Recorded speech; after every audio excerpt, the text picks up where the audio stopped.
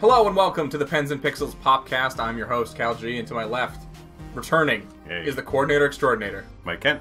The Popcast is a place you come to if you want to hear about the art and news of video games, comic books, and movies that week. That's right. We are the PPP, or... just 40 Ps. No vowels. So this week on the podcast, we're going over the news you need to know as per usual. And then after the break, we're trying out a new segment that I'm going to call Pens and Pixels After Dark. And we're just gonna muse about what we've been watching recently, just what we've been consuming. If there's a news story we want to touch on a little bit more, want to rant a little bit harder, that's where we're going to do it. So that's Pens and Pixels After Dark. Just tune in after the break for that. Yep. But Mike, is there any housekeeping this week for Pens and Pixels? Nothing special. Just be sure to stay tuned in to see the lineup of speakers we're going to have coming to CGX and our special sponsor, I hope. And other than that, thanks for everyone who came out last night to the Pens and Pixels Drink and Draw. They keep getting bigger. I think we're going to actually outgrow the freaking blurry pixel. Which I don't even know where we're going to go after that, but whatever. But if you wanted to come and join us for one of those, they happen every second Thursday of the month in Ottawa, if you're from Ottawa. And we drink and we draw. If you're from New York, just take a short 8-hour drive. Yeah, for a 3-hour session of people just getting drunk. But you can come get Canadian drunk, which is far different. It's far superior. Our beer has way more higher alcohol. Yes, by like 1%, I think, right? No, isn't it like quite a bit? I don't drink beer. I don't know. I'm a bad Canadian. It's 2%. You're right, because most of the beer is 3, and ours is like 4 to 5, right? Yeah, I think that's correct. Yeah, I knew it was like more than 1%. I don't know. But I don't drink beer. I'm bad. I'm just a bad Canadian in general. I gotta say, last week listening to Geeksay come on, your Canadian went up because his voice is like fucking Canadian. Like, it sounds like the Hoser guys on that old TV show. What you talking about, Hoser? Yeah, like even when he was faking it, I was like, did he change his voice at all? But your voice got more Canadian. Is the Thunder Bay in Us just came out a little more? It was like the most Canadian podcast ever. It did sound like two dudes from like rural Canada sitting back going, hey, yo. Hey. Hey. We gonna drink the brews, watch the hockey?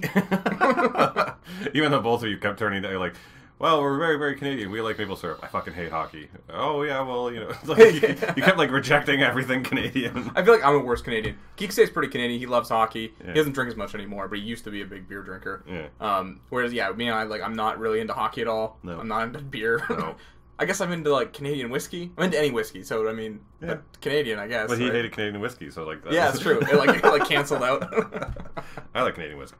Yeah, Canadian whiskey's good. Yes. All right, right on to the newsy news.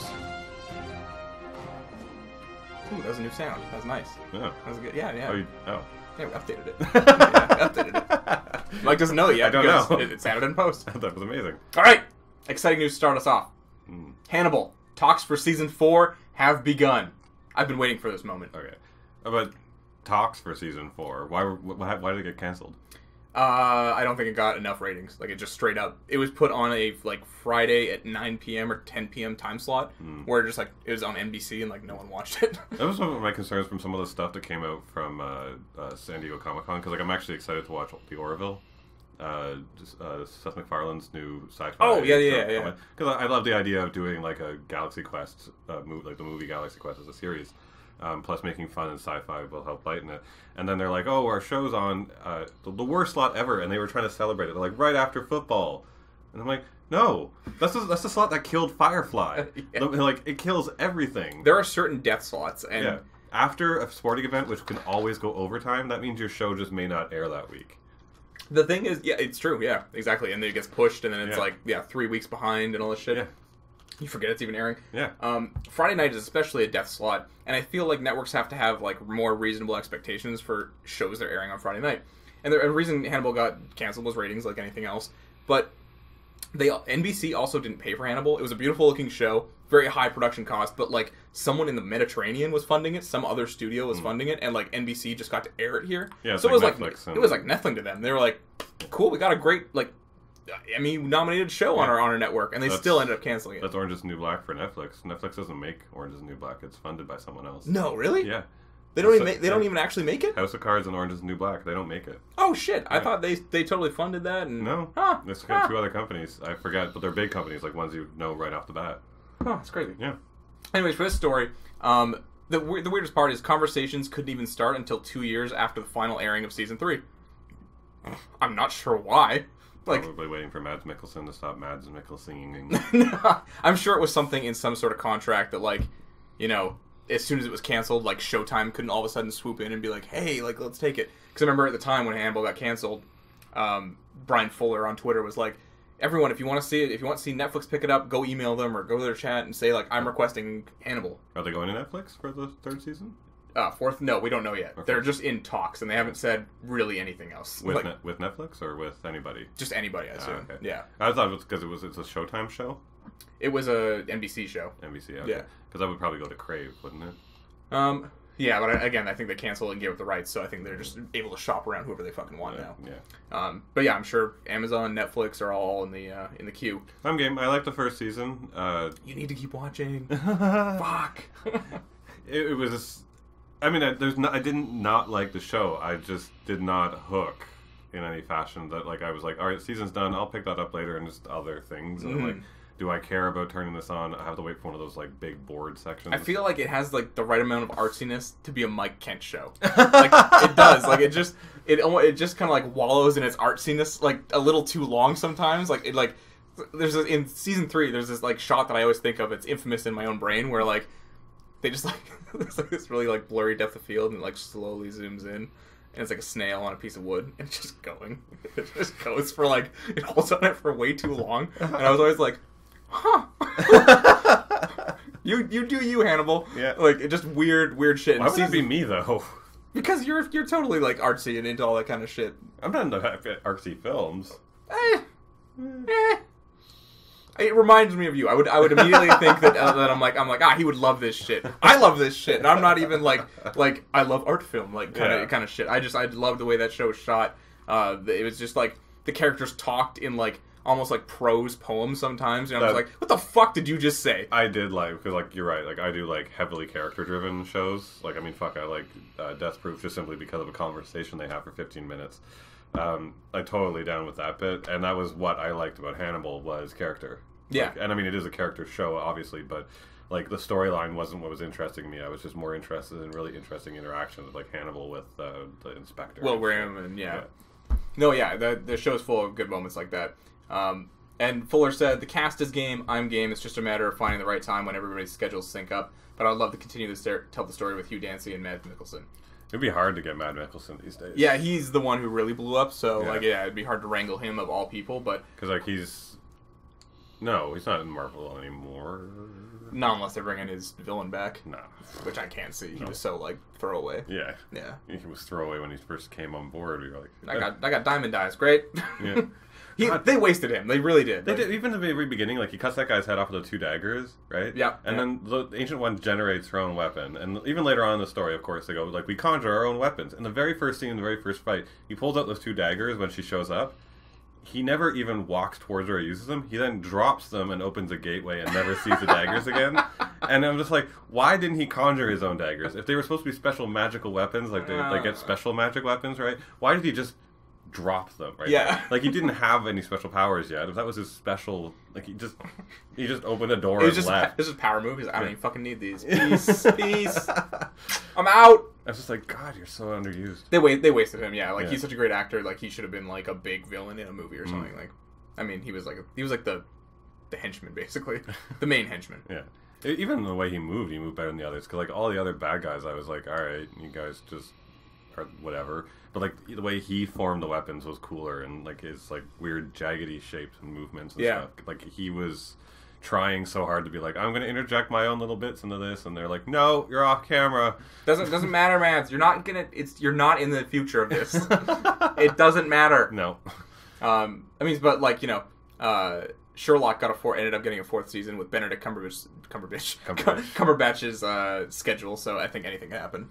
He's super busy. Yeah. All right, moving on. Facebook wants tons of original shows, but it doesn't want to buy them.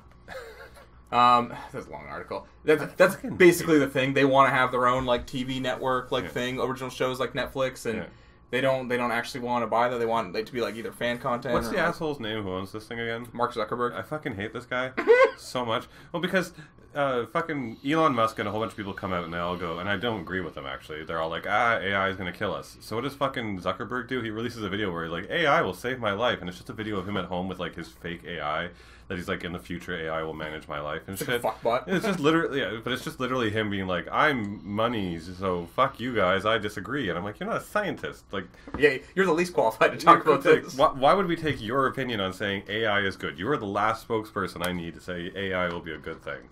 Yeah. And then like this too, like this is him coming in and being like, Netflix makes shows. I make shows. I mean, I don't think it's him. I think it's just Facebook entity as a general. Because I'm sure he fucking walked in and just said that shit. He's like campaigning around the U.S. He wants to like run for president in 2020. Like he's doing his own thing.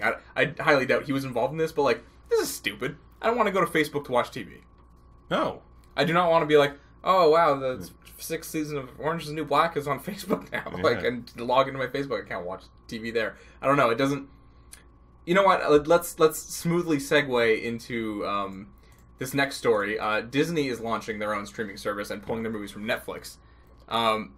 We don't need 18,000 streaming services. So I replied this on, and it strangely enough I got like 7 followers the second I posted it because I think it was just like angry enough. You're like, yeah. I was like, we left cable because we were like tired of fucking networks, like 1,000 different channels to flick through to find the show you want, or packages you have to buy where it's like, oh, you wanted ESPN, but you get ESPN 3, ESPN 5, Animal Planet 2, and like channels you never need. Oldies Network or something. Yes. And then suddenly you're at 400 channels you don't need just to get the one show you want. Yeah, exactly. Yeah. And it's this again, like the networks are obviously having a panic attack because we're not subscribing to them anymore, and that no one's going to continue to supply to Netflix. Like Netflix is what is it called? I guess non-original content, like the normal third-party content. I guess third-party streaming content is going to fucking dissolve. I mean, it already has. I think we've covered at least like 3 stories in the last year of like saying, I don't know. Don't quote me on these because like Universal's pulling its movies, and that's because they want to start their own streaming service and blah blah. And everyone wants a piece of that pie. They're all thinking, hey, Netflix is making so much money, a part of our catalog. Why don't we just pull, the I don't know, like The Reckoning 2 off, and we'll make our own streaming service. And it's like no one would just buy you for The Reckoning 2. No. And it's the thing, like, even with the old movies, I mean, I'm sure they make money by having it on Netflix. Netflix has to pay for it. So, like, that's the only way as a matter of fact, I think I sat down and watched, what was the fucking dumb movie I just watched for no fucking reason? Oh, yeah, Doom. Like, it's a dumb, bad fucking movie. But I was bored and needed to draw, and I needed something on in the background, and I'm just like, whatever. Sure. I kind of want to watch something with Dwayne in it. Yeah. I'm like, whatever, and I like Carl Urban. Mr. Johnson. Yeah, and I'm just like, there we go, turn it on. And it ran in the background while I drew. And that was the only way I would ever turn that fucking movie on. Totally. And I'm not going to subscribe to your fucking system so that I can have Doom in the background next time. Like, I'll just turn on another round of something on Netflix. Yeah, exactly. Like, it's... You're right, though. It's all happening again. It's just happening on the internet this time. But everyone's segregating, and we're going to have to pay for $8 here for this channel, quote-unquote, or this channel, and, like... I don't think that's going to last because we've had Netflix and we've moved on from it and people aren't doing it. Like TV in itself, we just switched. So I'm moving to a new place and we just switched over to the new house and we got a new plan with Rogers for our internet. We used to use TechSavvy before, and when we went and we were just getting there go for the internet, I think maybe every 10 minutes through the whole thing on the phone conversation and in person. We even dropped the phone conversation because we were so fucking tired of being asked this. They're like, so this comes with a free cable package for 2 months. What kind of cable do you want? We're like, no, we don't watch TV.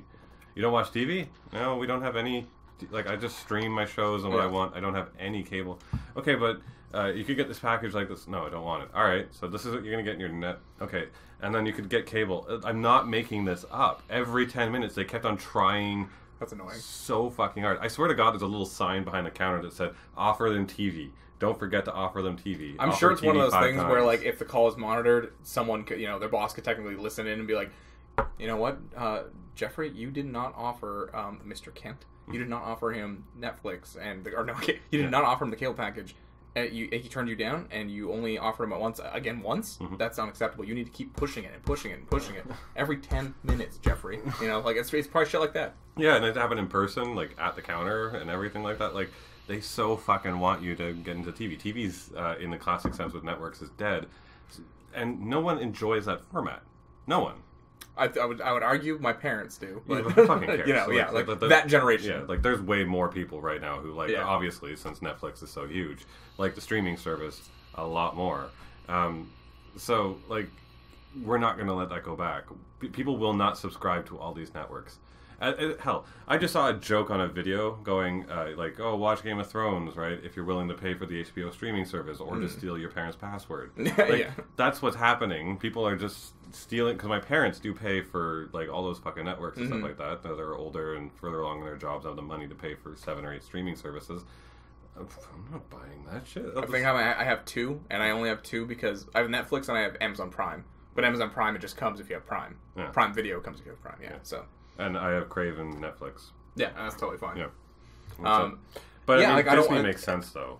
I mean, if anyone's going to do it, it's like they have enough content to have a library of their own, and like, you know, if it's a big Marvel fan or a big animation fan, like, yeah, I can see them subscribing just to get those movies or whatever. It's not only just that with them; it's like the TV series, isn't like they can branch out, and then after publishing, they have the money to fucking publish whatever the fuck they want. Totally, yeah. Like, yeah, they almost like make sense out of anyone doing it. Yeah. But it was also weird because I think, well, we talked about this before, but Disney just kind of like shook hands with Netflix, being like, yes, our Disney movies are gonna like exclusively be on Netflix 3-4 months after they air in theaters. Like, that's just what's gonna happen now.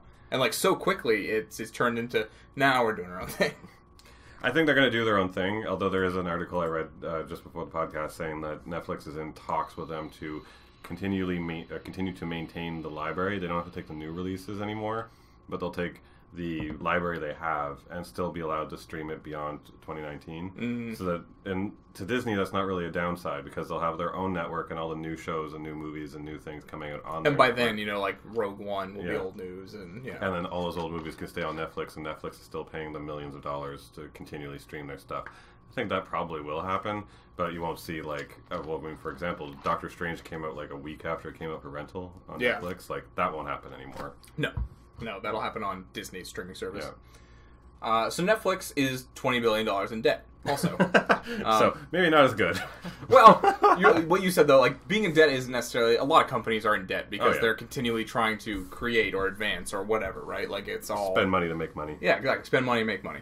But, you know, with, you know, Disney pulling their shit and everyone starting to pull their movies and stuff, Netflix is really only going to be left with original content. Yeah. And that's why you're going to need to go there. So they said they want to make their content more than 50% original content now? Like, their goal is by 2019 to have more than 50% of their library... Ambitious. Original content. And that's what the $20 billion of debt is actually all invested into creating new original content. And it's fucking expensive for these guys. Like, this reason why Sense8 got canceled was it was something $5 million per episode. Too much? Yeah. Too much? Too much? That was too much. Too much. So your reaction is perfect. Just a choke. Too much. Like, that's Game of Thrones, and Game of Thrones got like way more viewers than Sense8. So, it's got 15 million people like watching as per episode. But yeah, like Sense8 was traveling to like every country in the world. They had each person in 8 different countries. Fuck. Right? And they were literally there because like the video footage is them being in Africa and being in whatever. So like, it wasn't a set; it was fucking Africa. It's crazy they even let them make it. No, I know. Like, what did the Wachowski brothers do? I mean, I know it's Wachowski brothers, but that's the thing. They only made The Matrix. Like after that, everything sucked. So, I mean, Sense8 turned out to be an amazing show by season 2, but. Like, fuck, how do you convince someone to be like, I'm going to do like $5 to $7 million per episode and film it in 8 countries? Yeah. Like, also, it's going to be a live birth. I think Netflix literally just says yes to everything. It's like a really stoned couple of guys from like, and they're 28 now probably or some shit, right? Because they're so young and they're just like hanging out in a giant like fucking den of hookers and people walk in and be like, I want to make a show in 7 different countries. Oh, okay. Well, man, that sounds fucking awesome. Bomb, man. Like, what? Are you gonna show like a vagina? Yeah, yeah. We were actually thinking of just having a live birth on the show. Just we're gonna have like an 8-minute slow panning shot across a vagina crowning. Oh, that's deep. That's so deep. What about sex? Oh, we're gonna have a full 8-man orgy. Like man on woman, full. Like everybody's got something in something. Could you do like the Matrix spin around the vagina? And during the orgy, like, can you zoom in and make sure we know they're really fucking? And like, yeah, like total bare ass and ass fucking. Can we get Keanu Reeves? Season 3. Yeah. Oh, okay, that's fair. That's fair. It's just constant yeses because like everyone gets fucking yeses from Netflix. Well, Netflix also, contributing to their debt, has bought Millarworld. Weird world. And it opens the door to a new comic cinematic universe. So Mark Millar, if you don't know, is his biggest work is probably Kick-Ass. Yeah. For sure. But Mark Millar is also he's responsible for creating Kingsman, Secret Service, the movie. He did Nemesis, which is actually I really like that comic. It's like if Batman was a bad guy. Yeah. What else has he fucking done? You know what I wanted someone to fucking buy? What I wanted Netflix to fucking buy? Todd McFarlane. I didn't even think of that one. That's good. Yeah, fuck yeah. So fucking buy him and then like put him in a room where he can stop talking. Seriously, we've said this on several podcasts. As a matter of fact, I think even came up with your interview with Geeks. Hey, it's like go to Facebook and watch Todd McFarlane's videos. Like that man couldn't scream about Spawn and his stuff more than anything. But no, I want. It's kind of nichey, and I can't remember the name of the actual universe. I think it's like Annihilators or something like that. But it was the Stormwatch universe. It was it was Top Cow Comics made an entire universe that was kind of like a darker X-Men. And they had a team that was called Stormwatch, and there's a whole universe around it. But the characters in it were more interesting. The story kind of blew, like, actually, I have to say that. But I loved the fucking characters. And they had the team leads. The two team leads were a gay couple. Oh, cool. Right?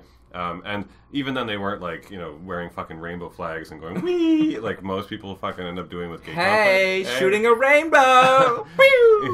You're so dressed so badly.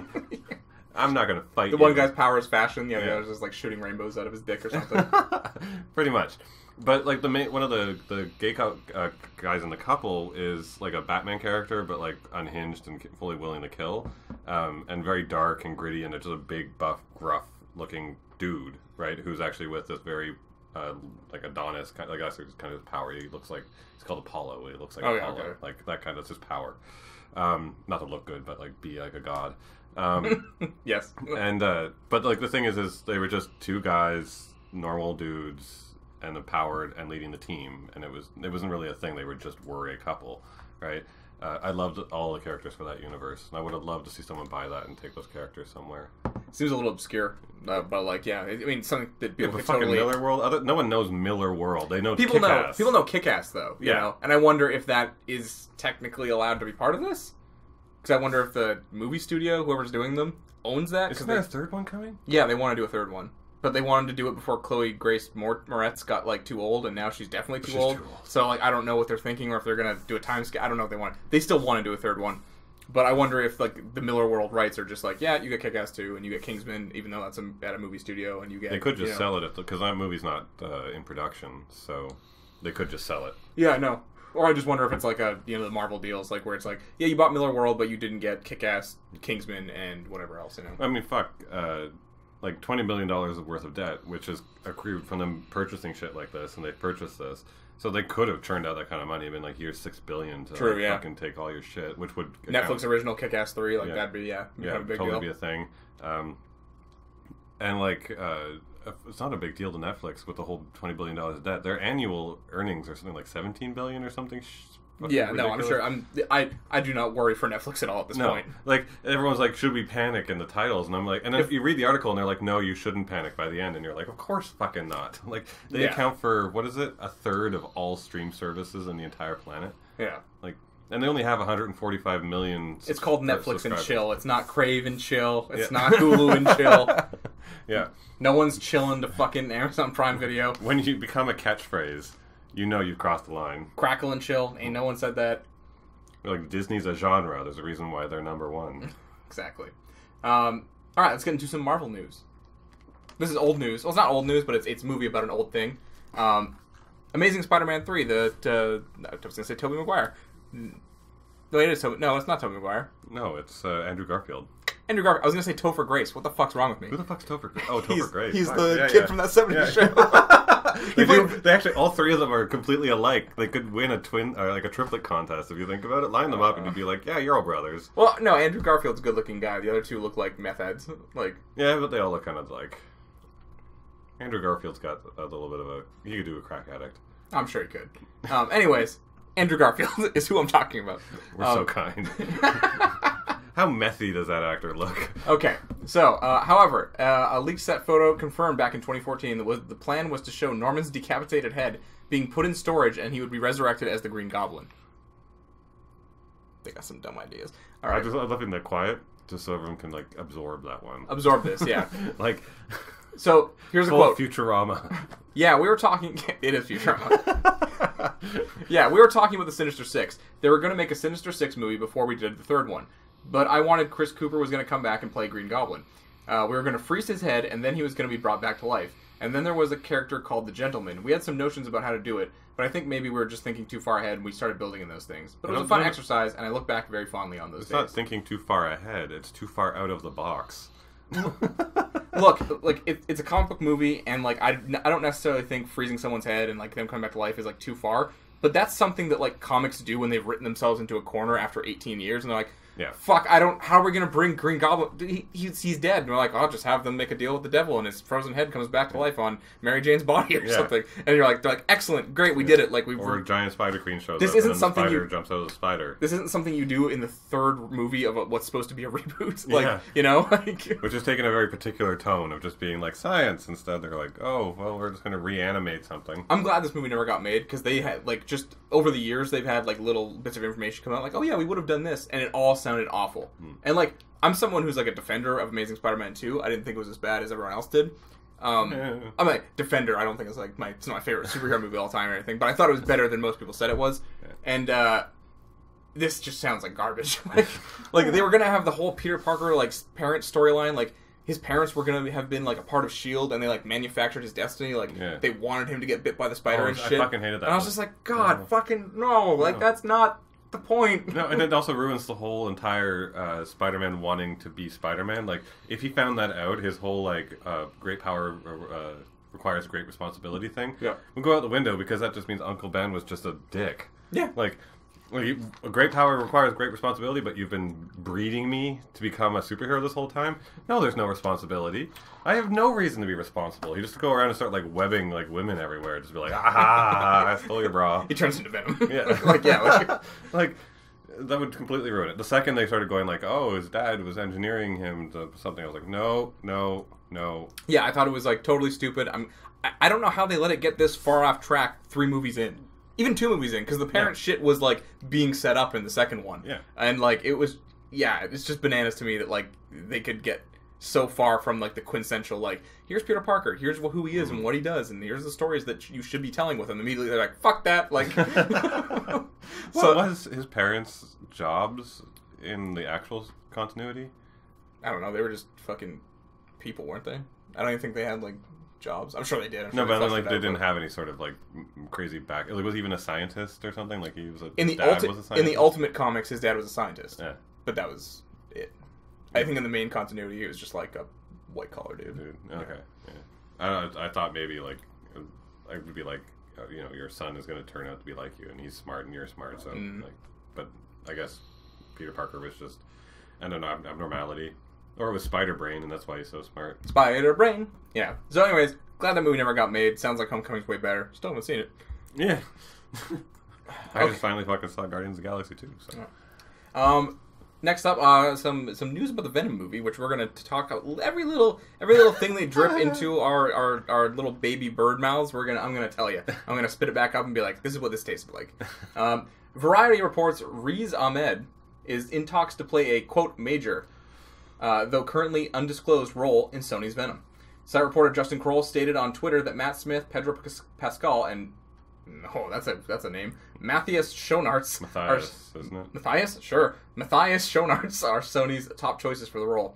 THR, who picked up the story, confirms Ahmed will not be playing Carnage. Oh. Conflictingly, Jeff Snyder from the tracking board said his sources are split, with one trustworthy source stating Ahmed is up for the role of Cletus Carnage Cassidy, while the second source suggests he is not. Did they cast Venom yet? Yeah, they did. Yeah, it's Tom Hardy. Tom Hardy. Yeah. That's like the only good thing so far we know. Yeah. Yeah. Riz Ahmed, though, you know him from... Nightcrawler. Oh, the fucking camera... Jake Gyllenhaal one. Yeah. And I love that movie, and I think this guy's performance is great in it. Didn't scream Carnage to me. No. But I think he's a good actor. No. And looking at him, he's like thin and like. Did you see a picture of him? No, Do you want me to bring it up? I'm not getting a visual. Here, I'm trying to think like. Also, would you look at him as Carnage? Like, does he have? Or sorry, is Cletus Cassidy? Oh, I know him. He was in The Night Manager like recently or no, something. I Yeah, totally like him. I remember him in Nightcrawler. Yeah. Great actor, like super good. I just, I mean, not immediately who pictures Carnage or Cletus Cassidy is like a redhead. Yeah, like he's Irish. Yeah. But like, I wouldn't be like mad if this guy got cast. I know I liked him in another movie.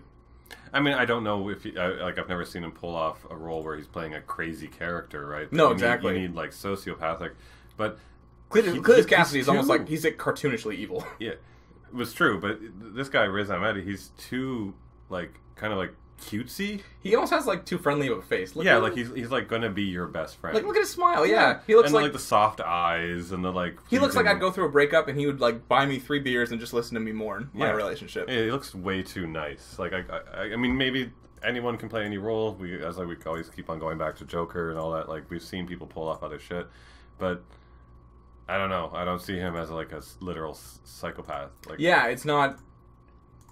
I'm not gonna fall for that one.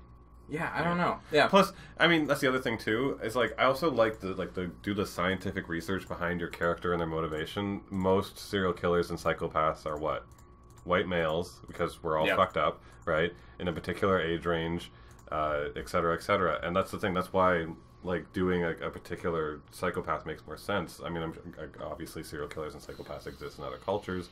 We're not the only fucked up people in the world, but I kind of think that you should follow that kind of suit, right? Well, I think it's one of those things too. Is like is red hair and red suit are like the iconic part of them too. You know, like just design wise, there's a design choice and design decision. I mean, it's not even like I don't care. You could cast him as a black person or whatever the fuck you want. It's only just because Cletus Cassidy falls into such a particular narrow design decision. Yeah, literally on an art spectrum, right?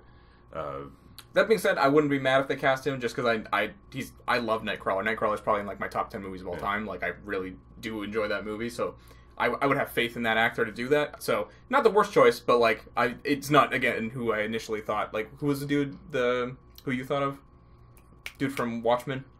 Oh yeah, fucking Jackie Earl Grey. Oh fuck. Who did Rorschach, right? Jackie Earl Haley. Yeah. Yeah? This him? Yeah. Yeah.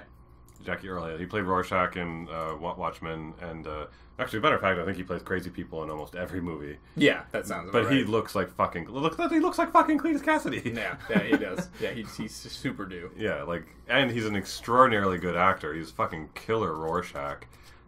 If you Google his name, there's like a picture of him that like literally could be Cletus Cassidy. Yeah. Just on a visual level. And he's a great actor as well. So and all he's done is pull off that kind of role perfectly. I guess the only thing is that like he looks to be like older than you would picture Cletus being. Don't but care, like whatever. If Cletus Cassidy is like canonically, if the worst thing about the Venom movie is that Cletus is older than Eddie Brock, that is totally fine to me. That's totally fine to me. That would not break anything for me.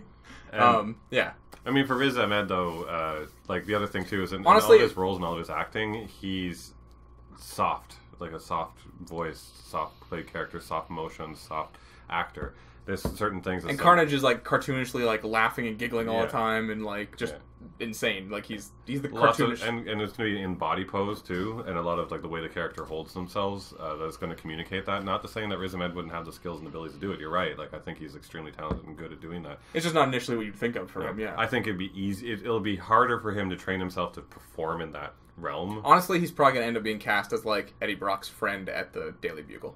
Yeah, like he's gonna be. I think the other photojournalist. I think he's or something. Gonna be the grounding character. Like even in fucking Wonder Woman, they had the little side woman character that was always there as a grounding character, or that little funny person that's always there. Iron Man, it was that bodyguard guy who was there for a while. Oh yeah, you know, who became the director of the fucking Jungle Book. Yeah, well, he was the director of the first movie as well. Yeah. Fuck, what's his name? I should know his name. He was Monica's boyfriend in Friends. Why do I think it's Jon Favreau? It is Jon Favreau. Oh, is it? Yes. Oh. You said that so uncertain. Like you said that like you were like, I'm 80% wrong. Like, there's an 80% chance. I was really sure it was someone entirely different. No, his name is Jon Favreau. Okay. Yeah. Oh, okay. Okay, enough of that. You know where I know it, always keep putting him for, and I'm trying to figure out the name of this movie. If anyone out there knows the name of this movie, Chef. No. It had him. I think it had one of the Sheens. It wasn't Charlie Sheen. It was the other one. I'm pretty sure it had Jon Favreau in it. And the movie is that they go out on a bachelor party to Las Vegas, and they hire a prostitute to like dance and do shit, and then she offers to sleep with the fiance. Is that it?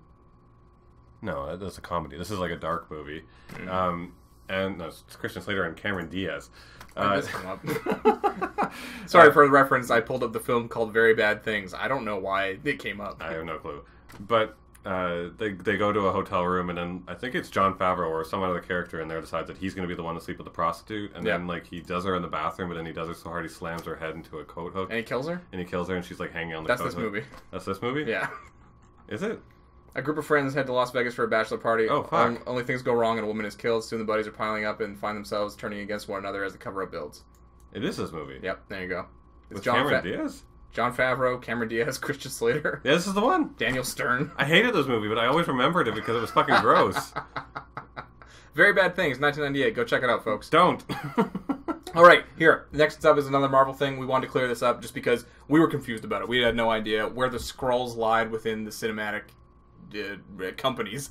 Who owned the rights? Who owned the rights to them? Because I always thought that I thought the Skrulls were like a Fantastic Four thing. Like they was like they are part of the Fantastic Four. Well, I mean, as much as Galactus is. They're a Marvel Universe thing too, because like the Guardians fight them, the fucking everybody does. I know, but like they're predominantly in like and that side. I mean, Galactus has encountered a bunch of people too. And but Secret Wars was like an entire thing. Like I don't know if you tie it, but maybe. I mean, I consider them because like the Silver Surfer has interacted with other people too, but like the first showing of the Skrulls was Fantastic Four. As a matter of fact, Reed Richards beat them by telling them to turn into cows.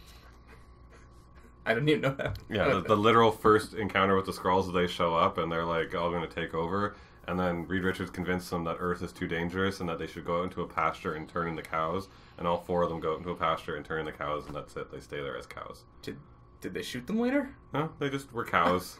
Now they were cows. They're like, the only safe place for you is to go into a field and turn into... dark. That's a sad ending. Yeah, turn into cows, and that's it. They were cows. That's no good. Anyway, James Gunn, he had a tweet about a year ago, actually, where he answered the question and said, some specific Skrulls are at Fox, but Skrulls as a whole are co-owned, much like Magneto's fast child. Quicksilver. Fox gets them and Marvel gets them because they just can't say mutant. So basically what he's saying is no Super Skrull. Yes.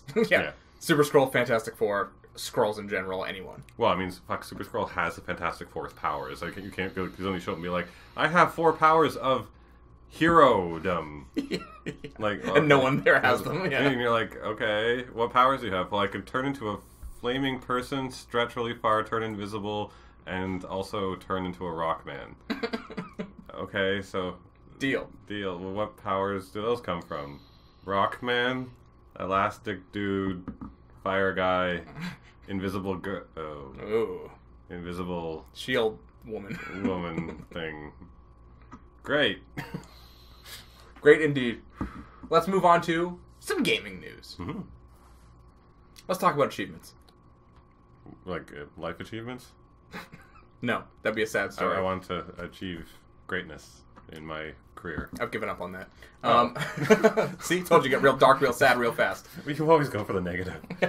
I'm like writing like, look, our ratings are doing good this week, and you're just like, no, we suck. And I'm like, but we went up 100 people. That's nice. That's nothing. It is nothing.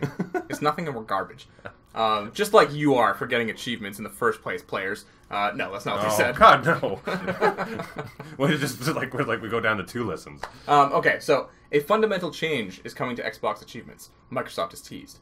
So they want to, I guess they want to like rework the system. But as it is right now, achievements work like, it's kind of like trophies on PlayStation Network, right? It's like this trophy or this fucking achievement's 10 points, 30 points, 100 points, whatever it is. And you got a gamer score of 1,000 at max, like if you platinum the game. So somebody who only plays multiplayer in Halo 5 at a professional level, maybe they only have a 2,000 gamer score, Xbox exec Mike Ybarra told Windows Central. But you want to be able to celebrate that person. The person doesn't play a lot of games, but they're top 10 at Halo 5. we're going to go big in the area of letting people show off and represent their gaming history and the type of gamer they are far more than we do with Gamerscore. The change would not replace Gamerscore, but complement it, he reassured. I'd like to see some integration of time spent or other stats to make a more rounded player stat, of which Gamerscore from achievements could be a component. It's a decision which feels a long time coming, and blah, blah, blah. Anyways, what do you think about this, Mike? I know you don't give a fuck about achievements or trophies at all. I hide it. Like, I don't want anyone to know what the fuck I achieved, right? Like, maybe I fucked up once and I didn't get that stupid achievement for, like, you hit the bat, and it's like, that's it, and it was, like, the stupidest achievement you got by accident, right? Like, they exist in every game. Like, you're just playing and suddenly they're like, you did the roll achievement. And you're like, why is there one trophy in your entire game for the stupidest thing you'll ever do? Like, and I didn't do it because I didn't roll at that time. I don't fucking care about achievements. Although I am always baffled by how much who cares. Like, I had my niece come over and turned on my PlayStation, and she went through all my games. Now, I mean, admittedly, she's younger, so she doesn't have access to money to buy games. So she's just baffled by my trophies, and I'm like, I've got shit. Like, I've got nothing. Yeah, especially compared to, like, people who are, like, quote-unquote trophy hunters. Yeah, I mean, I'm 100% completionist on RPGs, but if I play fucking, like, Overwatch, for example, I mean, I have a lot of them now just because I played a lot, but they were all by mistake, whether I'm playing the game and then sheer human yeah, like, you've never gone out of your way to go get, like, an achievement. Like, yeah, like, one of them is, what the fuck was it? Oh, yeah, it was one that a lot of people I've seen were chasing, and it's, Lucio has to wall ride and then knock 4 people off without touching the ground. Or, no, sorry, he has to kill 4 people without touching the ground. Lucio does no damage in that game. He's a support. He literally just, like, rides walls and heals. He can do a little bit of damage. And the only way to do it is to, like, wall ride and then hopefully knock 4 people off. Which is, like, the same random chance of me, like, running down the street and then hopefully catching 4 birds. You know, like, just that they all end up landing in my hands. Yeah. And I had random chance in that game. 4 people lined up. I just happened to not jump off the wall at that time and knock them all off. I got the achievement, right? And no goal in mind for that thing at all. But everyone else is like going, like I saw it on YouTube. They're like, I got the whatever, you know. Oh yeah, there are achievement hunters and trophy hunters and all this stuff. Yeah. I think this is a cool idea. Do you care about showcasing it? Oh, sorry? Do you care about showcasing your trophies at all? No. I like using trophies as... I was a fucking weird kid. When I was a kid, I would write down, like, the game I played, how long it took me to beat it, and on what date I beat it. That's not weird. So I've always been, I've always been interested in stats. I always, like... I kind of like using trophies as a living list of, like, how far I got into a game, or, like, what I've played in general. Like, I like going back down the list. I like stats. You know? Yeah, I like going and seeing, like, oh, I did this, and I got, like, I'm like, oh, I remember beating that game. I only got 13%. Jesus, how hard are the trophies? I go to the list. I'm like, oh fuck, it was all multiplayer trophies or whatever, you know. I like shit like that, and I like going into. I'm like, oh, how far is when we were both playing Final Fantasy 15? I'd be like, oh, how far is Mike? Like, you'd have like hidden trophy unlocked, and I'd be like, oh fuck, okay, so he's this much farther than me in the story. You know, I use it that way a lot of times, or with my other friends, I look at, I'm like, oh, they're playing that game. I'm like, what? Yeah. I mean, I get that part. Like, definitely like seeing from friends on Xbox or PlayStation, like Xbox in front of me, like seeing, like, you know, for example, I didn't know anyone else was playing Pyre, but then I saw Peps playing Pyre, and then I saw the trophies pop up. I'm like, awesome, he's actually playing it. I can ask him before I buy a basketball simulator. And I'm still actually slightly interested in it, but far less than I was. But like on that context, sure. But I don't mind like status updates on my friends and what they're doing. I just don't have a comparison. I don't have this need to gather and collect like as a comparison to say like, oh, my score. And I think for me that comes from one really core component. So in World of Warcraft, when I used to play that, there always used to be this thing about like how geared you were, and if you were geared enough, then they would allow you to join a pickup group for big raid content. And I hated that shit, so I joined a guild that was specifically against that, because in early vanilla WoW, you could actually play a lot of the endgame content without the gear. It was actual bullshit. If you just played really well, you could get through most of it, except for maybe AQ40. But then, by expansion 3, I think, or something like that, they actually put in a literal gear score that appeared in your stats, and if your gear score was under, I don't know, fucking 1800 or whatever the fuck the number was, you couldn't even enter the dungeon. Oh, wow. It was literally built to contradict the exact purpose of the entire guild that was created, and they're like, well, we're fucked now. And people wouldn't let you join even. Like, they would start being like, oh, you're 1861, we need 1865, and he just wouldn't let you join. No. And I'm like, fuck that shit. So I think that's different than that comparison, this. Though. But it was like an achievement. Like, you've played enough to gather together all the armor or achievements to actually play with us on the same level. No, you just played fucking longer. And that's what at the end of the day achievements really are. It's like, you played long enough so that you played all the stupid shit and did the thing where you did the jumping and got 100 coins. Sure, yeah. It drives me nuts. I can't stand that shit. So I think this is all dumb. I like. I mean, I like the idea of if a person is like super into fucking Persona 5, right?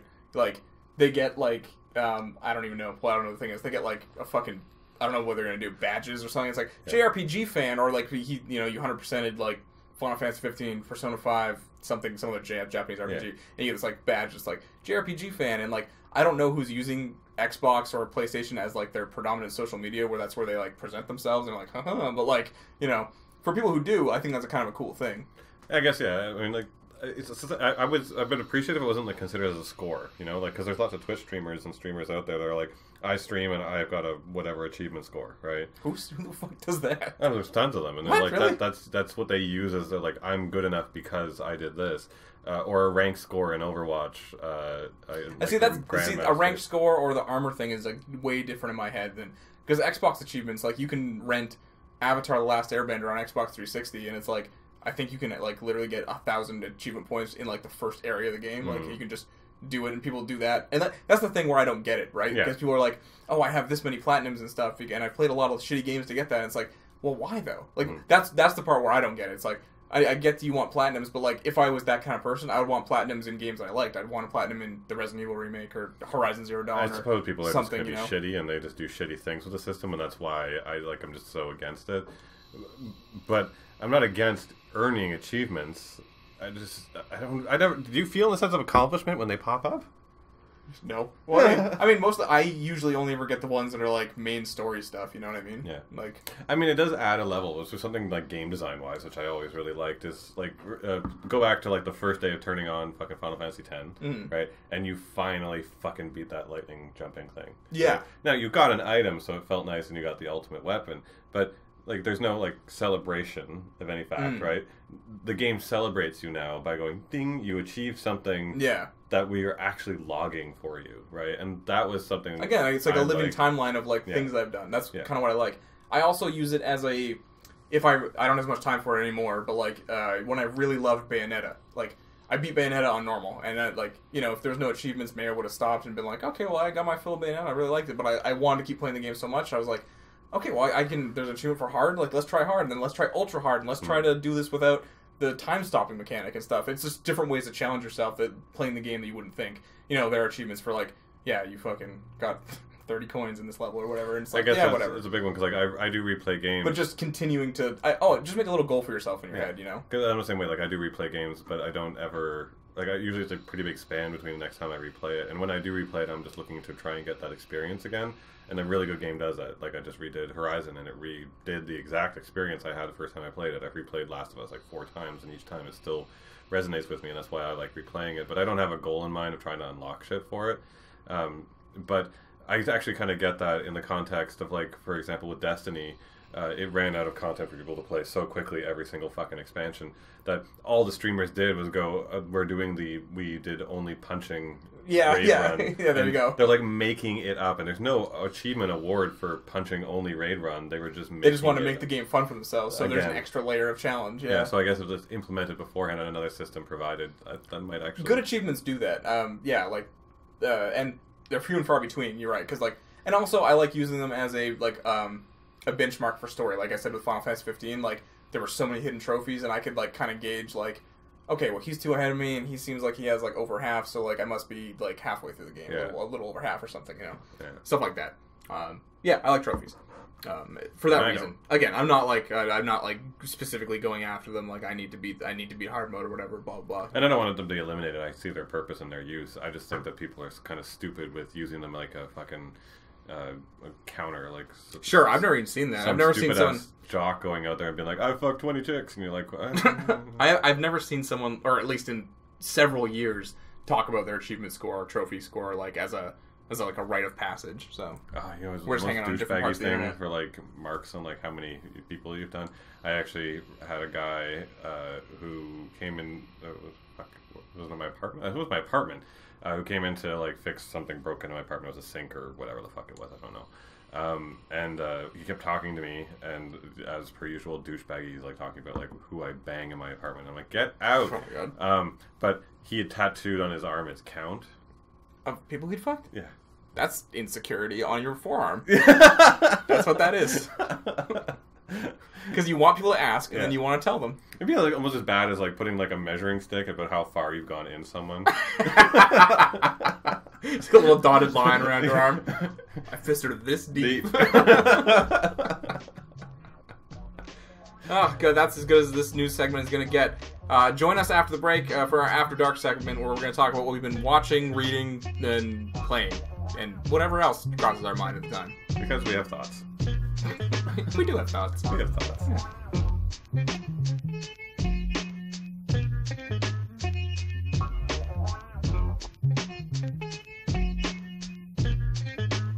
Welcome back to the After Dark segment, featuring Cal G and the Coordinator Extraordinaire. Am I supposed to rhyme off? These are the dark, dulcet tones of the After Dark segment. A CBC special. Exactly, a BBC special. So yeah, in this segment, like I said earlier, we're going to be going over just the things we've been watching, playing, just fuming, getting stuff off our heads. If there was any news this week we want to get off, there's a new experimental format we're trying. We've never done this before, so. Usually we're quite like structured and segmented, and usually we have a second topic that delves deep into something.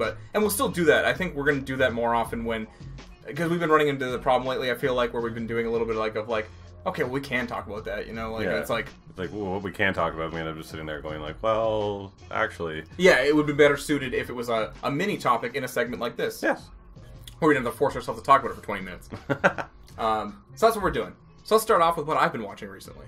What have you been watching? Actually, quite a bit. More than I've been watching the rest of the year, I feel like. So I recently binged Ozark on Netflix. If you don't know, this is starring Jason Bateman. I don't like him. You don't like Jason Bateman? I don't like Jason. Everyone does the same thing. No! I don't know why. No! He seems like such a dick. He does. That's part of his charm, I think. No. Yeah, fuck, man. I like Jason Bateman a lot. No. So this show, I don't think you'll like this show at all. It is like Breaking Bad 2 kind of thing. Like, it's very similar to Breaking Bad. It's a family involved in crime. But it's kind of interesting because it starts... There's none of a large part of Breaking Bad, spoilers for Breaking Bad if you haven't seen it, I guess. Not really story spoilers, just general. Like, a lot of Breaking Bad is like Walt trying to keep the secret from his family. Like, he doesn't want them to know, and it's a big deal when it finally happens. Isn't he a scam artist or something? Walt? Or no, Jason Bateman. Ozark. Jason Bateman in Ozark. Jason Bateman, so the whole thing is he's a money launderer. He works for a firm, and he's laundering money for the Mexican cartel. And shit goes south. Like, first episode is like season 3 shit of Breaking Bad. Like, it starts hot. And, like, it just keeps, like, big reveals. Like, it really hooks you in the first 2 episodes. And I don't want to say it drags or anything, but it didn't... I was really hot on it first, and I kind of, like, tempered out it, like, this is a good show, but, like, it's not amazing. It didn't hit me the same way Breaking Bad did. I'm still super looking forward to a second season. If you like Breaking Bad, I recommend watching it for sure. I think there's a lot to like there. It's I'm just on a crime drama, that's why. Exactly, you're not a crime drama at all, and you don't like Jason Bateman. There's no reason for you to watch this.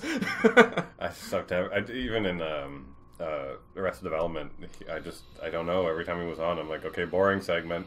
I didn't find him funny. Like, him delivering his jokes were never funny to me. Really? It was the jokes around him. Like, Mr. F was always awesome as a funny joke, and it was his joke based around his character, but I only liked the fact that it was based around all of the stupidity happening around him, everything that Jason Bateman was doing. I'm like, shut up and let Charlize Theron talk. Oh my god, no. Even in this show, like, I feel like he's the one who brings the levity. He has these, like, snide little comments that I really enjoy. This show is getting a lot of, and rightfully so, I think, comparisons to Breaking Bad just because of the nature of it. And I'll say, like, Breaking Bad had a lot of, like, interesting cinematography that would keep you, like, interested in a scene maybe that wasn't a super exciting scene. This series plays it a lot more safe. It's not to say there isn't good shots here and there, but it's very normal what you'd expect, over-the-shoulder shots and just very regular stuff. There's not a lot of, like... I don't want to say there's not a lot of creativity in the cinematography. It's just very, like, kind of plain Jane. The whole, like, series is, like, filtered blue. It has that kind of, like, dank tone on it. Yeah. I'm surprised, and it's kind of funny with that transition for TV, is now, thanks to Netflix, TV is no longer the dead place where movie stars would never go. Because Jason Bateman broke out of TV and got into film, right? Yeah. No, he totally did. Into comedies, he even had one with Jennifer Aniston and shit. Like, yeah, they were never like big to me though. Like he had that one with, he had the one with Jennifer Aniston that was called like The Switch, and like it was like his like he fucking jerked off in a cup, and like she had his baby instead of the baby that she was gonna have from someone else or something. I think he had a couple of movies that were successful. And then he had one with Ryan Reynolds where they switched bodies, which could also be called The Switch. And then he had one that was actually really good. It was like not really a horror, it was more of a thriller called The Gift, which I quite enjoyed. I think he's had a couple others. I know that I got... those are the ones I remember, yeah. There's a couple others that got good stuff. But nevertheless, like he going back, good English. You go back, make show. You go back, go make show. Him going back to TV, like back in the day, that would have spelled like, oh, you're a failure as a movie star. Why would I watch you on TV? But not anymore. Like that's the new world, right? Like, yeah, totally. I mean, hell, Charlize Theron is going to be on Orville. Oh shit! As a permanent character, or not as like probably just a reoccurring character. Yeah. She's also in like Seth MacFarlane's like crew of people he likes to work after with. that Western thing he did. But still, nevertheless, like it wouldn't matter. Seth MacFarlane could have been like banging her 4 times a day, and like she would still be like, I'm a movie actress, I don't do TV. Yeah. That world's broken. I find that kind of interesting and fun because it is, yeah. Now things like Carl Urban being up to be the main, obviously he's going to be Dredd possibly in the new Dredd TV series. Carl Urban's always bounced between a little bit, but considering his new fame, because he's done Marvel shit and all that stuff, like you'd think, I'm now Carl Urban, I'm Star Trek and I do whatever I want, I'm film from now on.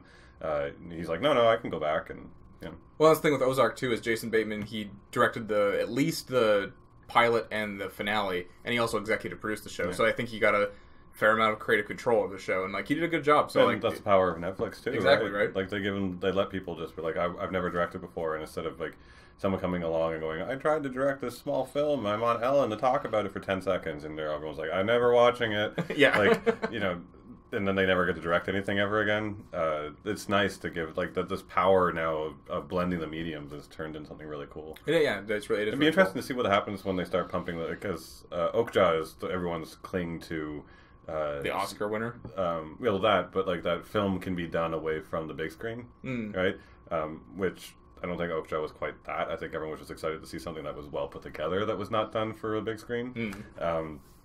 But I'd be interested to see like the next step, like when we make an actual quality non-silver screen movie, which might also spell the end of the silver screen, which I don't look forward to. No, I enjoy the movie experience. Yeah. Speaking of Breaking Bad, I also binged Better Call Saul in like a day. I watched 10 episodes in the course of like I started on Wednesday and I finished on Thursday. What's that about?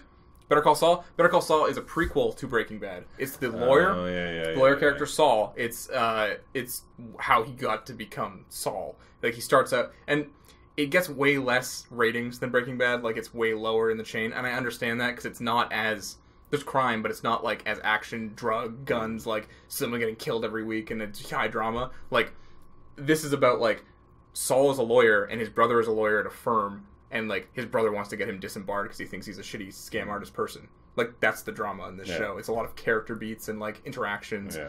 It's a little slower. You do get to see Mike the Hitman, where he has the slightly more action-filled role. But I just love that universe so much. And, again, another show you would not like, because you don't like Breaking Bad. In the moment you said it was Breaking Bad universe. I honestly, I could see you liking this a lot more than Breaking Bad.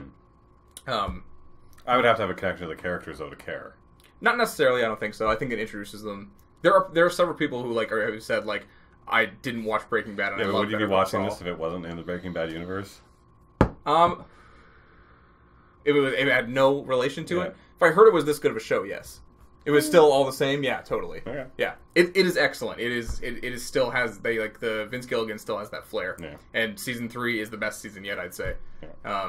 Really enjoyed it. A lot of big like revelations this season, and it's even weirder because like I know where it's going to end up. There's no peril for Saul. I know where Saul ends up. Like I know what happens. Like it opens the series. Do you find that counterproductive though? Whenever you do something like they do that, you know the end result. You're just like I'm not caring. Almost in a way, like oftentimes I do. Like almost all the time, I hate prequels. Almost all the time. It's kind of like Orange is the New Black, right? Like watching Orange is the New Black. Did you watch the latest season? With the I watched the opening episode and stopped. Yeah, that's the thing. It wasn't. I enjoyed it. I don't even know why I stopped. Really. No, but that's the reason why Orange is the New Black is kind of starting to peter down. It's just like all right, we're done. We're all done. We've invested so much in these characters. We don't need more from them. But Orange is the New Black. The thing is like the end of the story. I would fucking hope is like Piper gets out because she's gonna get out. Like, that is the end of the story. Yeah. So there's no big reveal. And they've been focusing on telling all these little stories of these characters, which now has been stretched out so far. I'm like, I don't care about any of these women anymore. That's the thing. Maybe you're right, though, because it is in the Breaking Bad universe. Yeah. I'm getting peeks into the lives of characters I liked beforehand, and that's enjoyable enough for me, because I did wonder about, I don't want to spoil anything, but there was a big character in Breaking Bad who appeared this season, and like, you get to see a little bit more of him before, where he was like almost like an enigmatic, like mysterious figure in Breaking Bad. You got little peeks here and there, but this is telling a lot more of like how he deals. Yeah. I gotta say, the fact that the spin-off even is of quality is baffling, because I mean, most of the time spin-offs like fucking, what the fuck is it called, Gotham? Oh yeah. Like, it's the story of the fucking Riddler, Joker, fucking Penguin. My favorite sitcom of all time is a spin-off. Motherfucking Frasier! Frasier, a spin-off from Cheers. It's true. Yeah. No one really even realized that. No, I don't think they did. Yeah, until eventually the episode where they're like, we're going back to Cheers, so you realize that we're from Cheers. Yeah. I've been continuing to watch DragonBall Super. I watch it every week. It is a varying quality. They're in the Tournament of Power right now, and it's for the last couple episodes, it's finally been like action is happening. Like, it's a battle royale of like 10 universes, and that sounds way more epic than is what is actually happening on screen. Last week's episode was probably the best in terms of what happened and animation wise, because there's been a lot of like fillery looking episodes where they're like, we got the guy who just learned how to draw fucking do the keyframes for this episode, and it's just like, I thought sometimes when I'm curious about a show, I'll open up YouTube and just like look up clips of sections. Like, even sometimes to know the animation quality. Like, I like some of the Fate series for anime, and there's a new one out, and I wasn't quite sure if I was going to like it, so I looked up like action sequences from it and saw if it looked good, and I wasn't bought into it. But then I looked up fucking Dragon Ball Super because I guess the female Broly was one of the episodes. Kale. Fuck. Okay, God, So, if you don't know, they made Broly canon, kind of. They made a female have the legendary, quote-unquote, legendary Super Saiyan transformation. Who's the sister? Is the sister, who's that supposed to be the female version of Gohan? It's not, they don't really have a parallel in that way, as much. It's not like, that's Gohan and that's Piccolo or, anyone. Like, it's just like, these are some fucking Saiyans. Like, and they're all female? No, there's 2 females and 1 male in the tournament. But for like the debut in the Tournament of Power, I would have thought it was going to be like well animated, because like you're bringing Broly, like who's like probably their number 1 like selling merchandise, I would imagine. Yeah. And like it was, did you watch the clip? Yeah. They've super poorly animated. Not very good at all. No, I mean to me that just looked like old school Dragon Ball at the end of the day. No, Dragon Ball Z had terrible looking episodes too, but like, I feel like maybe just because I'm watching it week to week and I'm critiquing it more, it's just like, I feel like there's like 12 episodes of bad animation, and then all of a sudden, like, Android 17 got a good animated fight last week, and I was like, what the fuck? You haven't used him in like 37 years at this point. Like, why did you give him? It was sick, but like, and I like 17, so I was happy, but like, in general, I was like, why?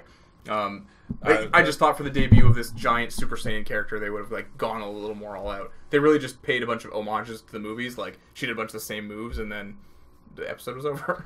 I don't know. When I turned that on, I was like, literally like, thought they were just like doing hard drugs, but like doing them as hard as possible. Like, they were putting out their ass so like it really hits them hard. Because like, I could turn on like total suppository. Like, I want this to hit my system like a bolt of lightning. Like, just crazy. And I mean, all the old Dragon Balls, you could watch them, and I wouldn't turn it on and be like, oh, this makes sense and normal. But you would turn it on.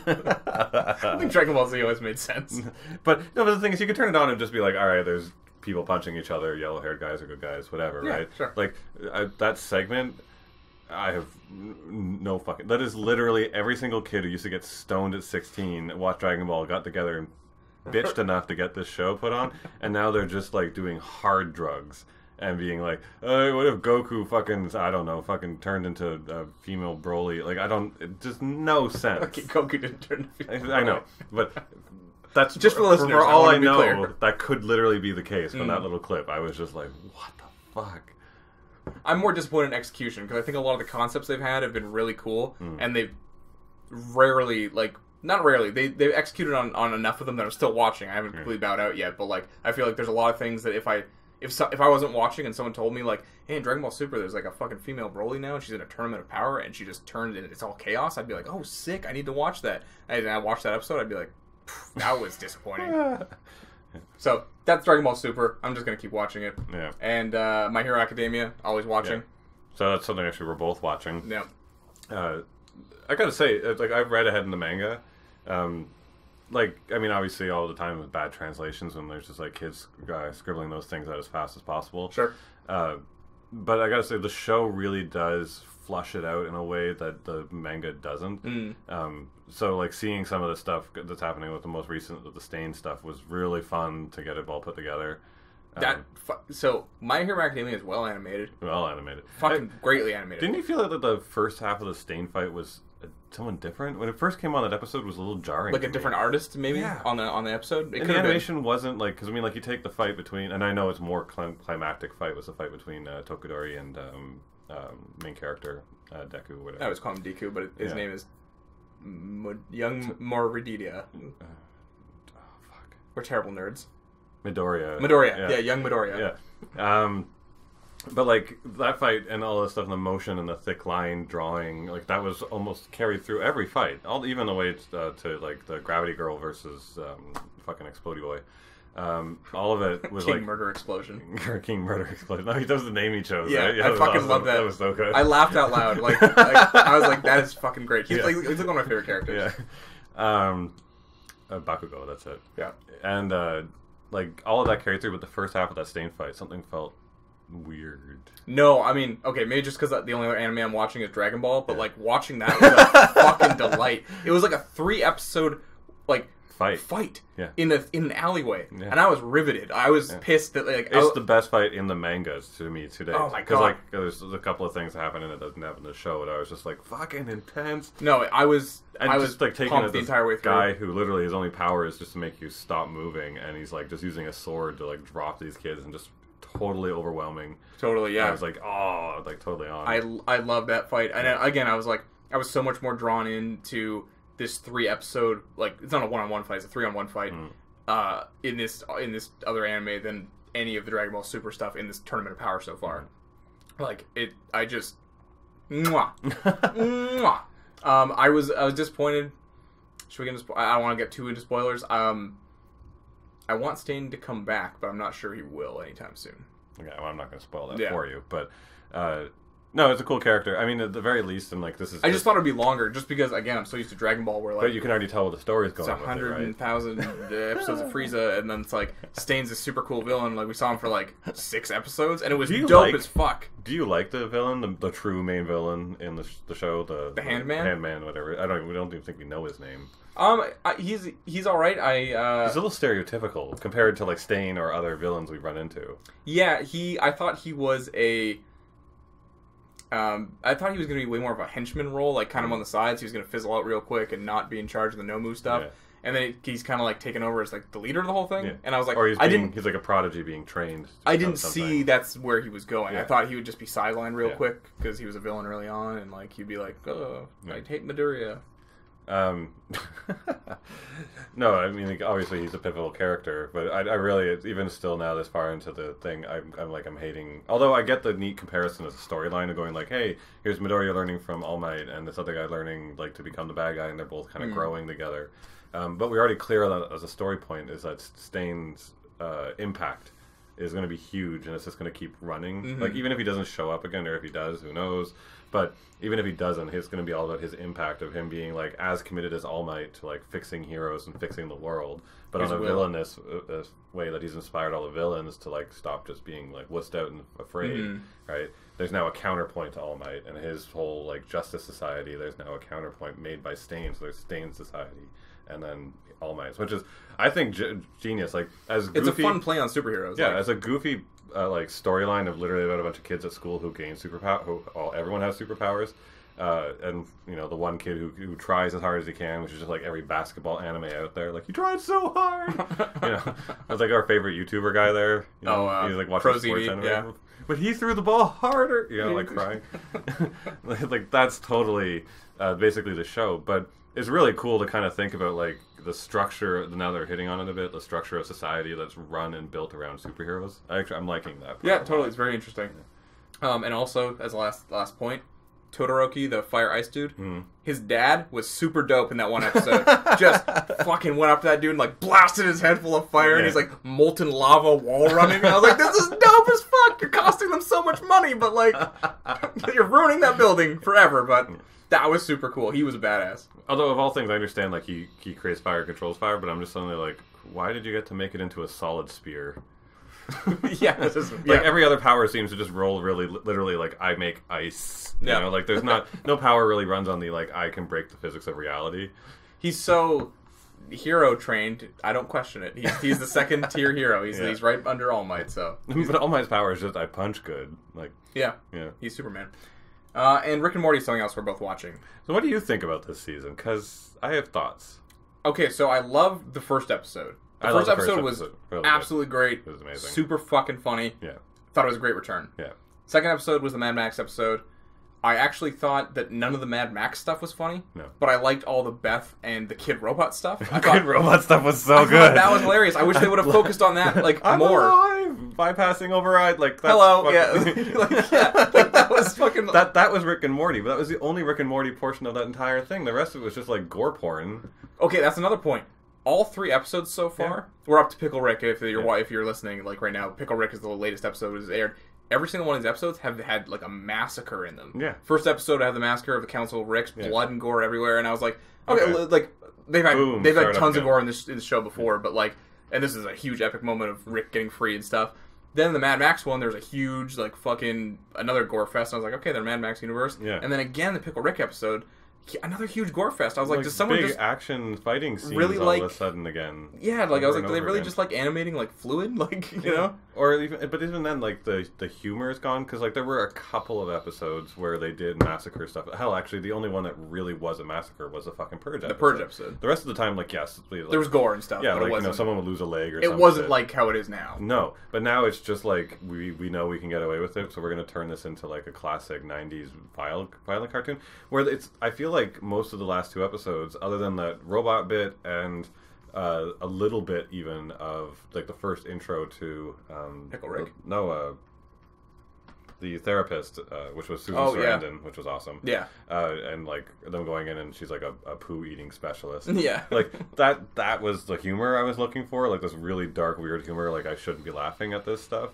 But the rest of it, I didn't have a joke in there that I cared about. No, I still enjoyed the episode, but it didn't make me laugh. You're right. That was Pickle Rick has been the weakest episode so far, I think. You know, I like Jaguar. I thought that was kind of funny, like, but not laugh out loud funny. No. It was like kind of like a yeah, fun. So it's gotten like progressively less funny. Like I said, the Mad Max episode, all the Mad Max stuff was like, it was again entertaining, but like wasn't that funny to me. No. Whereas the Kid Robot stuff was like, that's hilarious. And Jerry with the wolf at the end, and he's like, but this is just my unemployment check. It's just paper. It only has value to me. This will nourish you. All right. Is my pain your nourishment? He like feeds him this unemployment check. I thought that was fucking hilarious too. Right. But again, that wasn't like the Rick and Morty bit of it. That was That was a tiny bit at the end, and then like even the Pickle Rick stuff. Everyone was so excited for Pickle Rick, and I mean he did deliver on like the violence side of it, being like, all right, here we go. And there was a little bit of humor in it that was kind of fun when he was like calling them and just like, I'm going to come for you. Even then, not much. But like the moments where I thought I would like really be like, oh, Rick and is so kick ass, right? It's usually about his intelligence, right? Like in the first episode, he beat those guys by just being smarter than them. I'm so smart you can't even read my mind. I switched brains with you, switched brains 6 times over. Didn't really even do anything. Just changed the dollar to a zero and the world ended. Yeah. Right? Like, and then okay, yeah, you're wearing a pickle suit. You're going to be doing some shit, right? But like suddenly now he's this like physical god. Yeah. And like I know you're smart, but whatever. That didn't really. That's not. It didn't even bother me really. It's just. I didn't see the intelligence. I'm like, okay, so you built yourself this suit. That's the intelligence part of it. But then after that, like. I believe Rick in combat is just as good as Rick in his brain. You know what I mean? Yeah. Like he seems like he's always ready to just fucking throw down. Yeah, like, that's true. You're right. It was kind of bombastic. This was way These more lines, I guess, were the part that like where it broke off for me, where I'm just like, he's like killing the head rat or whatever, and he's like, I didn't call you Scar because you mean nothing to me. Yeah. Like, I think that could have been much more of a clever moment, and instead it was just like, okay, so you killed this big rat, and you just told him it was worthless. All right, I get it. You think all things are worthless. I'm almost tired of that. Yeah. Couldn't you come up with something more clever? Like, everything else he does is more clever. And I was going back over some of the older episodes and stuff, right? And when it was in those moments of oddity that the show really hits home with you, right? Where it just makes no fucking sense. Where, like, a good example, the Plumbus thing. Yeah. Where they break down the Plumbus and how it was made at the end, and you still have no fucking clue what a Plumbus is, how it was made, what any of that stuff was. Well, that's just like that's like absurd humor, right? That's just like they're just saying a bunch of fucking words. You can like hear them like almost laughing during the recording, like, and then you remove this sleem, and then you poke it and use that for repurposing for more Plumbuses. Like it's all this shit. You're just like, what the fuck? No, but like that happens in other moments, and other. I mean, that's the extreme of them, like doing the ad lib side of stuff. But even in the rest of it, right? Like I like Rick's moments. A single line of. I made a robot, and then it's like, what's my purpose? You know, you pass butter. Yeah, something like that. Oh my god. Like, that's just one line, and it's just because Rick has, like, no compassion. I get it. Instead, in this, he just slaughters shit. Yeah, there was no... Like, the whole, like, crux of that episode just seemed to be the, like...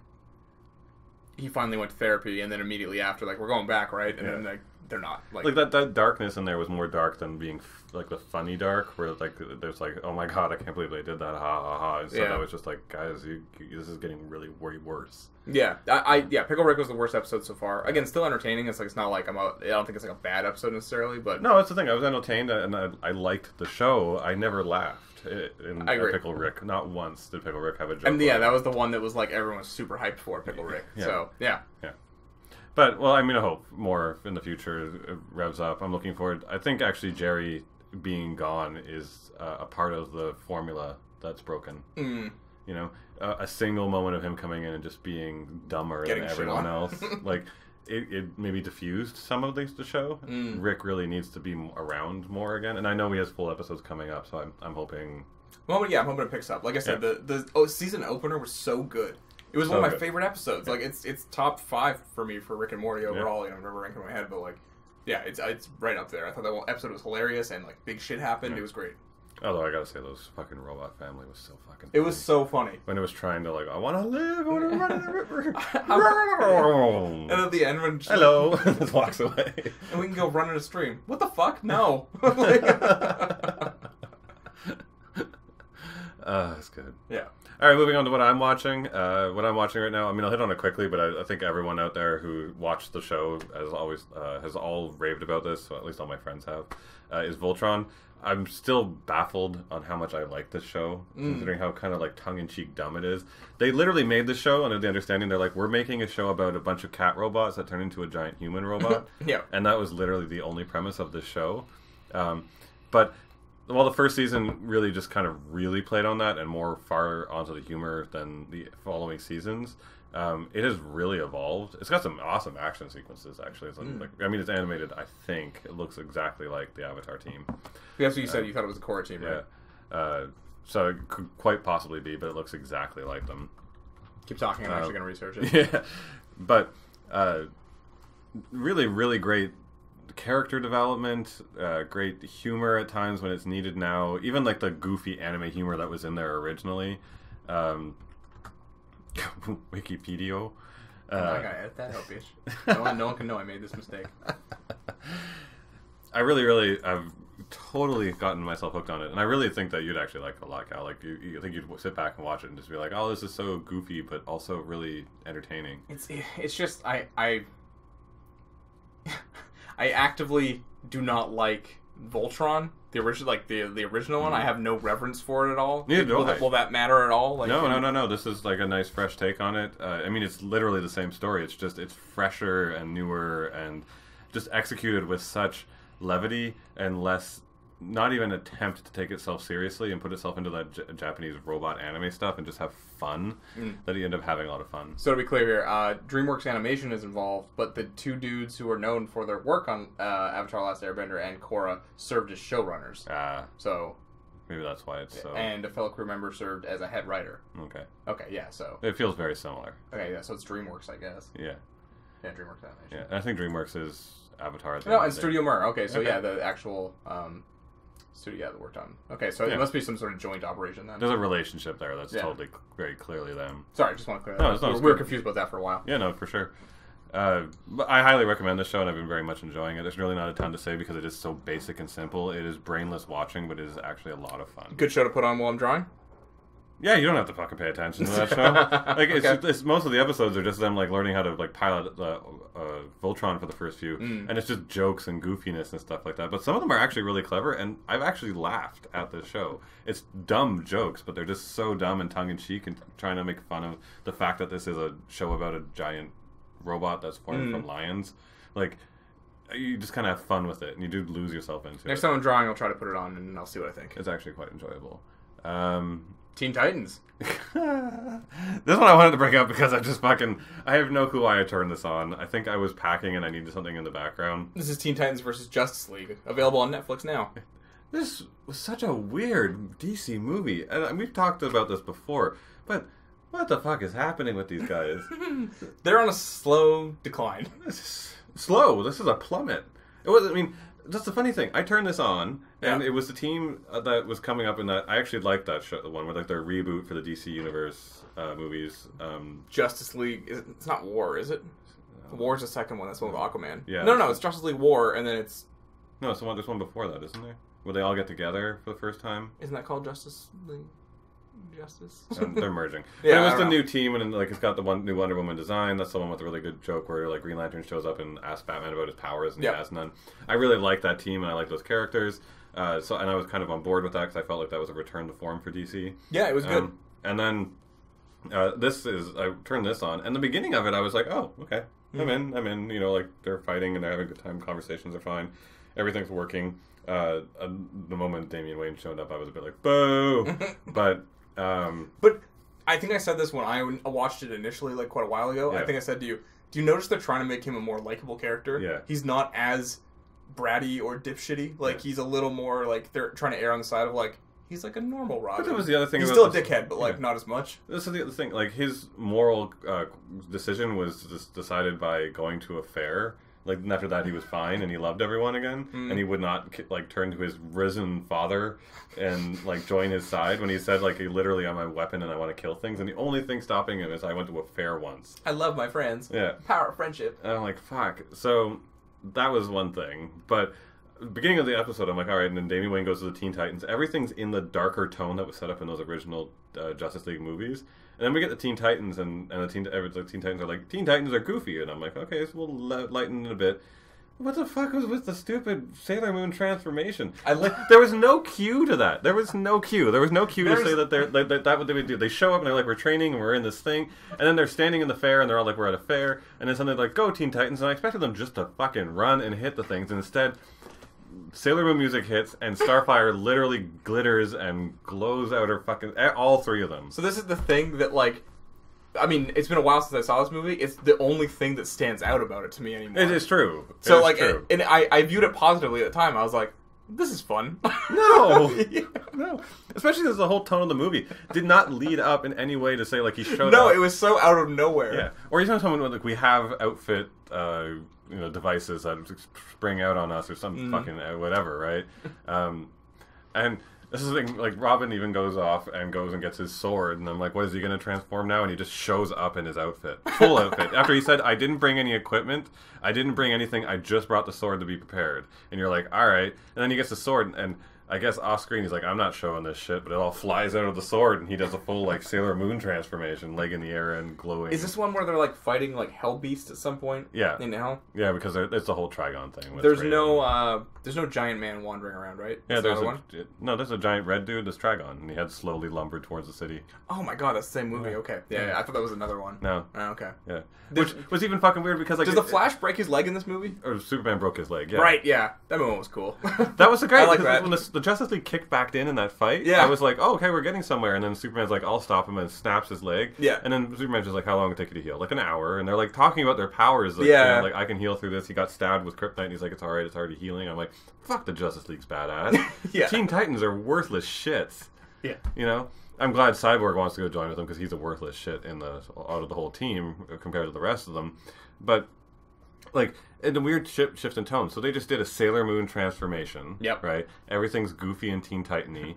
They fight the demons off. Everything's fine. And then they go, okay, Raven, explain your history. And she's like, well, they summoned Satan. I'm like, okay. And Satan is Trigon. Yeah, I'm like, okay, whatever. That's fine. We're still kind of in tone. And then they're like, and then he was naked and he fucked my mom. And they, like, got him literally putting her down, like, naked, getting on top of her, right? And then, like, he turns into a demon, or into his Trigon self, and I'm like, dude, this is like Game of Thrones shit.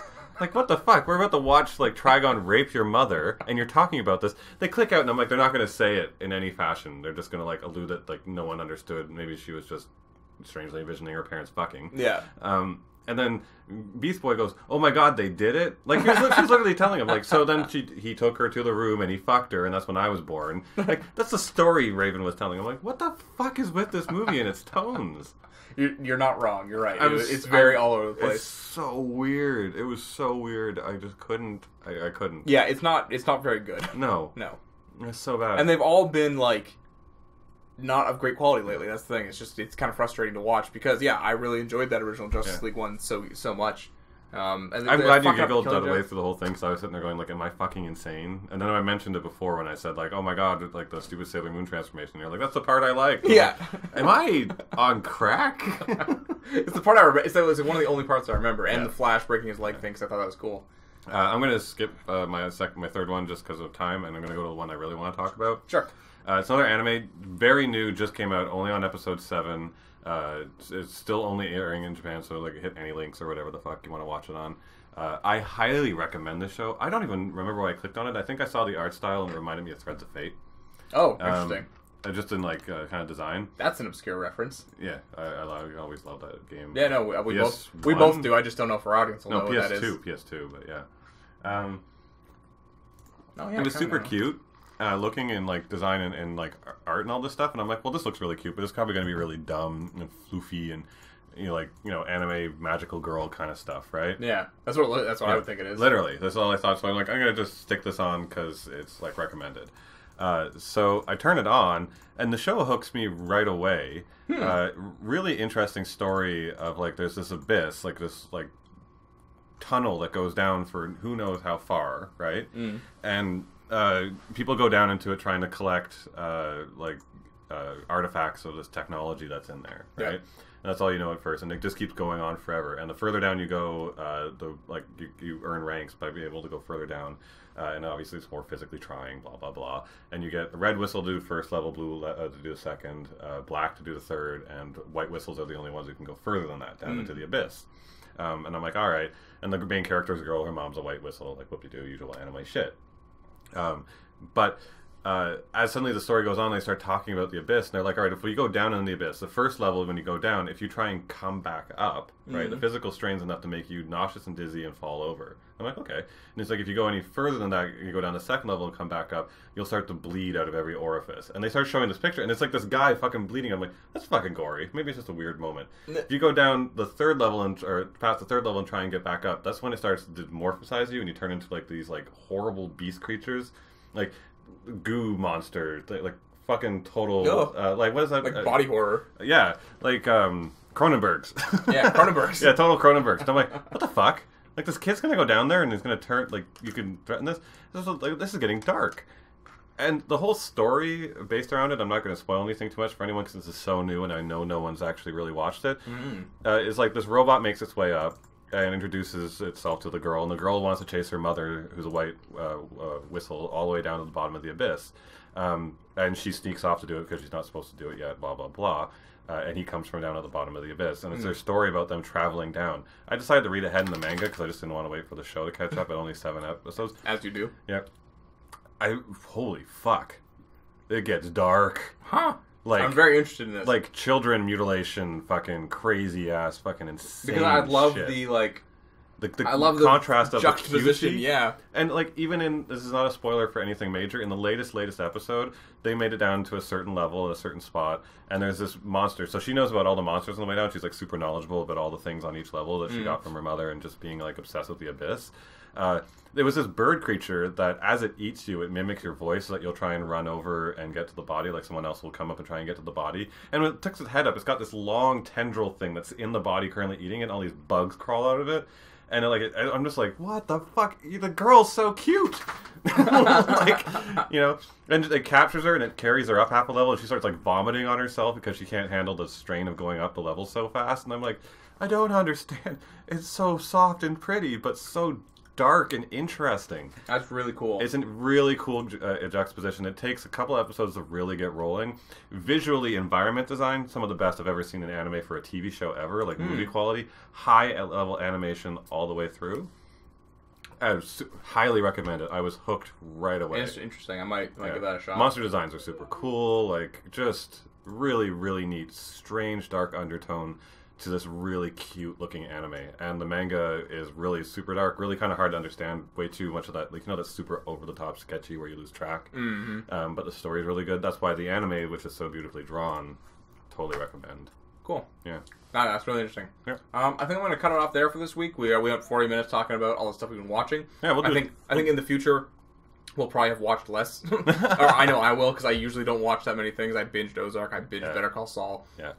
Like, I'll report back on DragonBall Super and Rick and Morty, probably. Yeah. That's going to be my life. I'll probably talk about Made in Abyss more as it gets more involved. But, like, yeah, I mean, currently my watching schedule's down to nothing. For sure. Yeah. So we'll talk next week, just for a little tease. I'll probably be talking about Breath of the Wild and Splatoon 2. And Mike will be talking about Overwatch and his replay of Horizon Zero Dawn. He's a crazy man who went 100%ed it again. Because an expansion's coming out. That's why. I'm not that stupid. Yeah, it would actually be really crazy. If I've got Persona 5 I have to redo, and I'm not doing that. No. That's way too much dedication. Yeah. Alright, if you enjoyed what you heard, you can follow me on Twitter at TheCalG. You can find Mike at MikeKentDraws. You can find Watson in this room whining. You can find Pens and Pixels across all social medias. Pick your poison. Twitter.com/PNP_podcast. And Facebook, Pens and Pixels Podcast. Yeah, so be sure to give us, and little Mr. Dog here, hey, dog. a thumbs up. If you like the podcast, be sure to give us a comment. Send us an email if you have something you want us to talk about, something you want us to cover. You have segment suggestions and different ideas that you want us to hit on, and because you like listening to us talk. Then be sure to send us an email at meetpensandpixels@gmail.com. And of course, it'd be a big help if you could give us a follow, a subscribe, and all that jazz on YouTube, Facebook, SoundCloud, all that kind of stuff, so we know that you guys like us. Stay juicy, poppers! What the fuck is that from? Because you said juicy, and I just want to end it all with juicy. And I don't know what was called. This is such a bad word. It is. It is. And poppers is because... I just look him up and like, are you juicy? You're so juicy. Yeah, that's how like a dickhead would hit on someone on Tinder. Girl, you look juicy. You look thick with 2 C's. Show me your juicy. You know how like people call their fans stuff? They're always like, hey, like Jake Paul is like, oh, I have Jake Paulers, like the least creative fucking fan name of all time. You maybe just went Paulers, that'd be fine. Yeah, Jake Ballers or something, like anything. Yeah. Like Jake Gyllenhaal, or the Gyllenhaalics, Cumberbatch fans or Cumberbitches. All I got for us is poppers. That's fun. Yeah, and those are those things you eat in Futurama that are actually little monster children. Yeah. I feel that fits in the vein pretty well. Wait, is there a theme song for poppers? Pop them in your mouth, poppers. Stay juicy!